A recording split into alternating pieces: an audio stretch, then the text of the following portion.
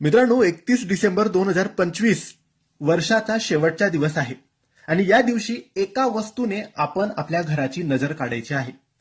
2025 या वर्षात तुमच्यावर जीही संकट आलं, ज्याही विपदा आल्या, दुःख आलेत, अडचणी आल्या, समस्या जेही तुमच्यावर आलं असेल, ते नवीन वर्षात 2026 मध्ये तुमच्यावर येऊ नये, तुमच्या घरावर, तुमच्या परिवारावर येऊ नये.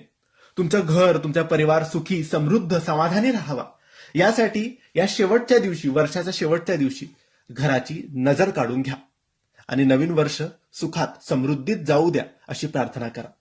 ही नजर तुम्हाला एका नारळाने काढायची आहे. एक नारळ घ्यायचं आणि 31 डिसेंबरच्या दिवशी सकाळी, दुपारी, संध्याकाळी केव्हाही, जेव्हा उजेड असतो तेव्हाच तुम्ही नारळ घेऊन तुमच्या घराच्या मुख्य दाराच्या बाहेर उभं राहायचं. त्यावर एक कापूर ठेवायचा, तो कापूर पेटवायचा आणि 7 वेळेस आपल्या घरावरून आरती ओवाळतो तसा गोल ओवाळून घ्यायचा.